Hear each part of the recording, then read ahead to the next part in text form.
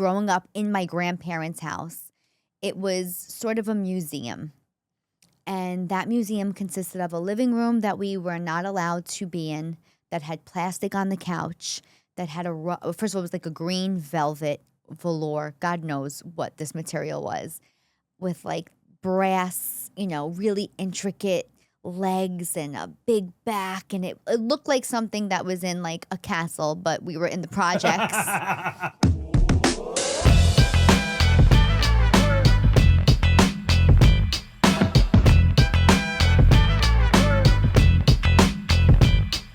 Cawfee Talk.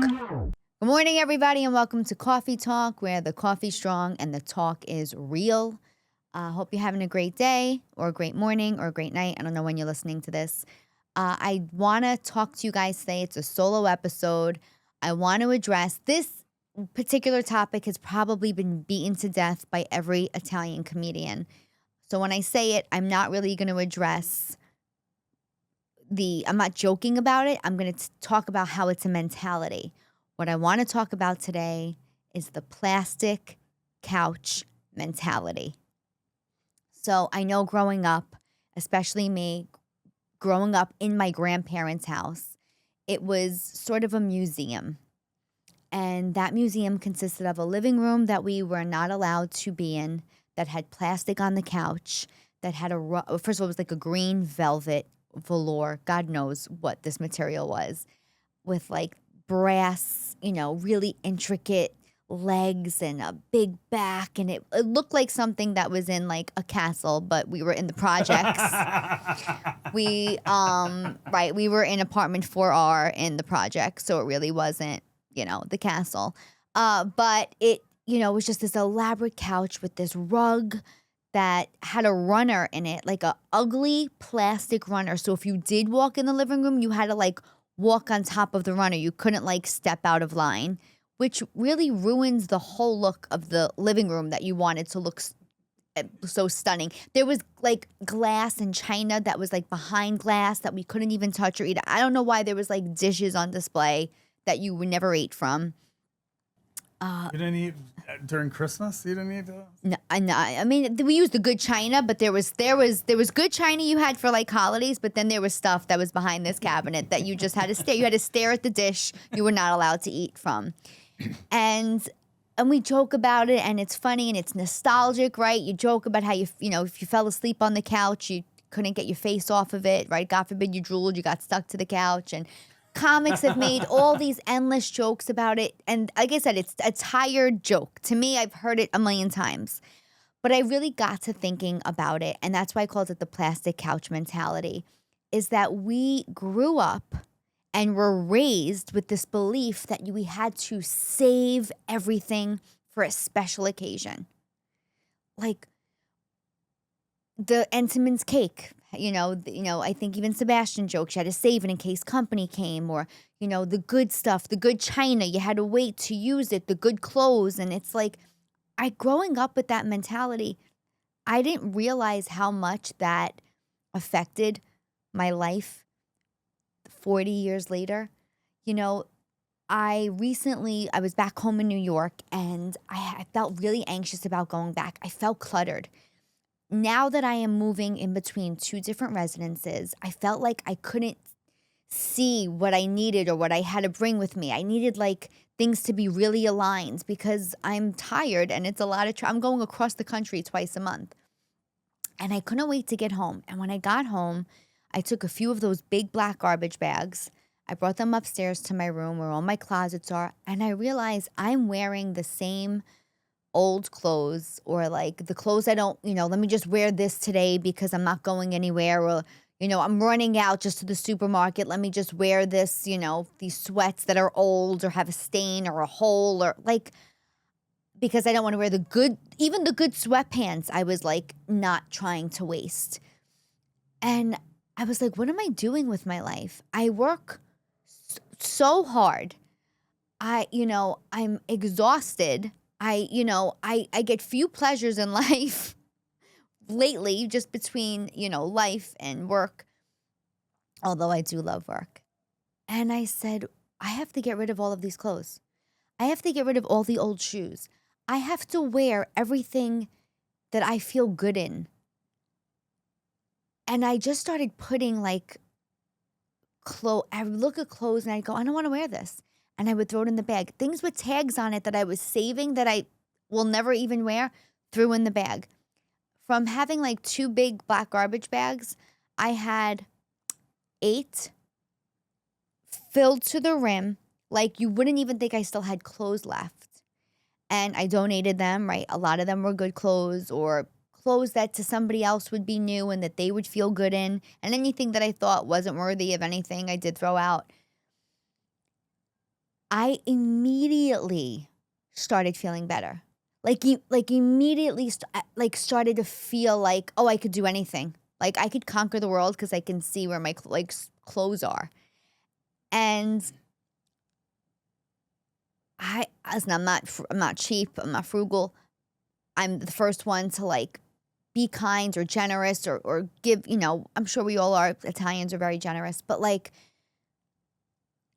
I wasn't being that way with myself. I realized I was really robbing myself because of this like plastic couch mentality of being happy in the moment. Like, why aren't I enjoying things in the moment? Even the good wine, like I've traveled, I give myself a trip once a year. I've traveled to all these different places and I've purposely shipped wine home because I enjoy wine. I ship wine home from everywhere I go, from California to France, to Italy. And I go, oh, I'll have this at home and I'll be able to open up a bottle and be like, I got this, I had this experience and I'm going to have this shared experience in my house. And yet I will, on a Tuesday, drive to the liquor store and get a cheaper bottle of wine because I don't want to open up the good wine on a Tuesday. And it's like, I realize I'm waiting, just like my grandparents did, for this special occasion, for this reason that I deserve it. And it's like, hey, I don't want to like get corny, but to every day right now is a special occasion. Every day should be treated like a special occasion. I woke up, I'm healthy. And this happened probably a few months ago to me. I went out, I bought a whole bunch of new clothes. I spent a bunch of money on myself. So please come to my shows in the fall because I shouldn't have spent as much money as I probably did. As I did, not probably. I definitely spent it. And I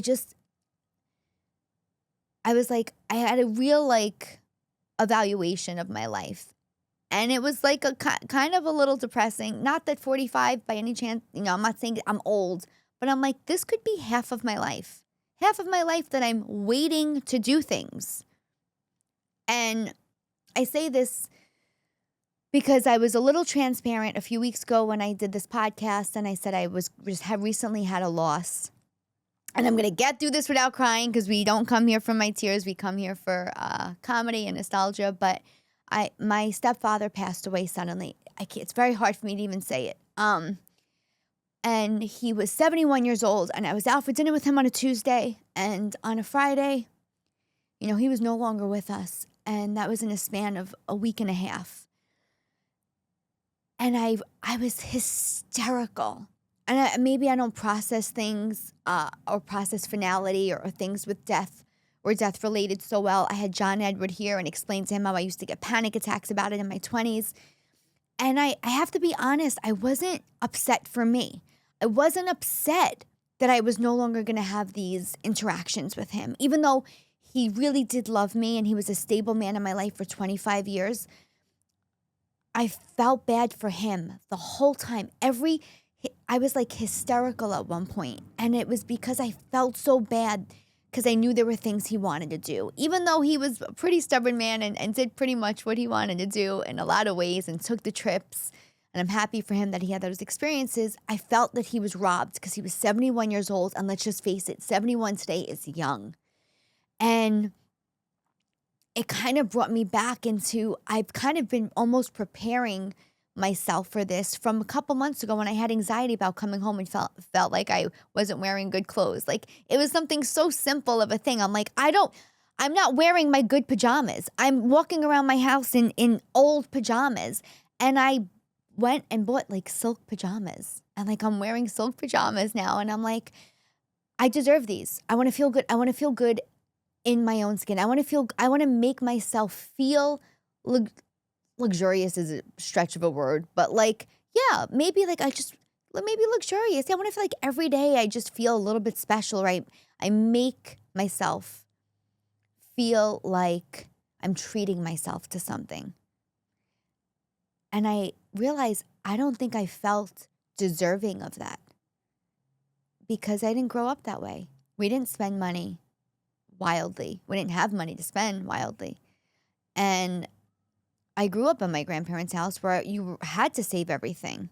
Even, there was no food wasted, which that'll never change. I don't waste food. If I have this much steak left in my plate from a restaurant, I take it home and I make it with eggs next day. Like, that's just me. That's something I'll never change. But I realized it was impacting a lot of my life, and realizing that life is so precious because that's what happens when you lose someone, right?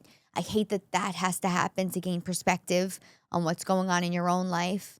But I just felt, you know what?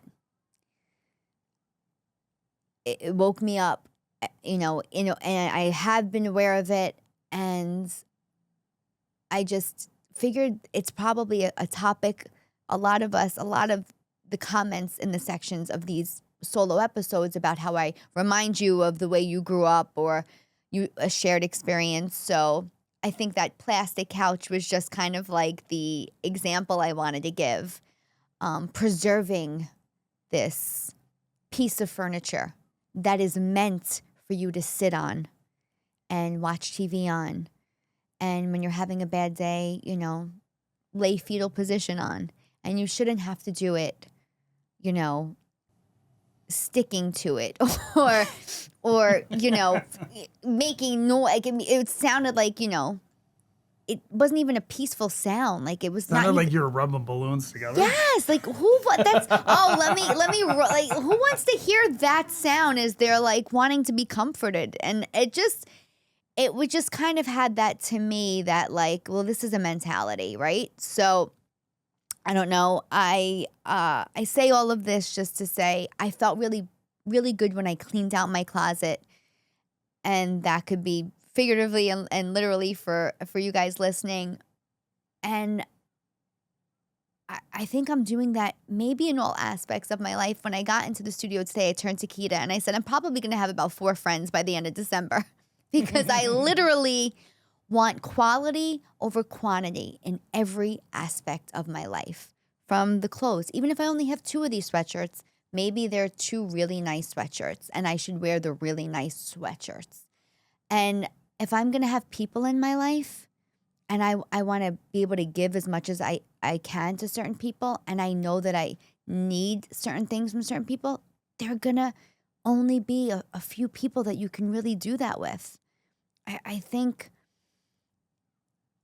quality is, and people say it all the time, oh, quality over quantity. I think in all aspects of my life, from my clothes to my wine to my friends, to the people that sit around at my dinner table, I really, to the people that I work with, I'm going to be extremely selective moving forward. And it's a process, right? Like, it's hard to break old habits. It's hard to take the plastic off the couch.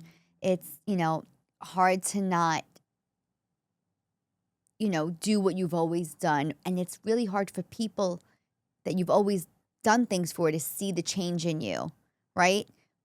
But at 45 years old, seeing that somebody who was only 36 years older than me could go like that, I think moving forward, I learned a lesson. I learned it the really hard way.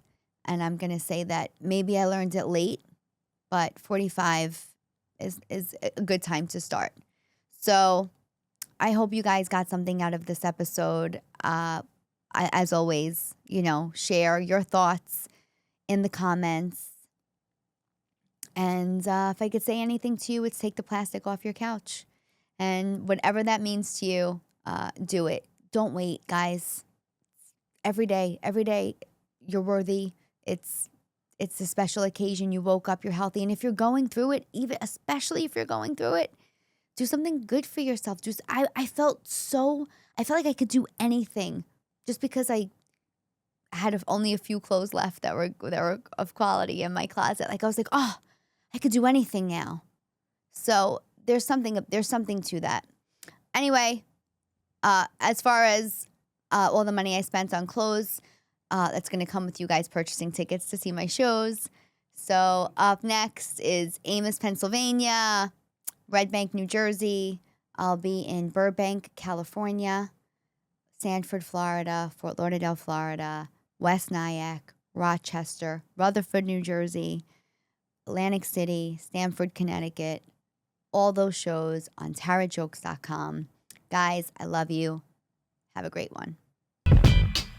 Cawfee Talk.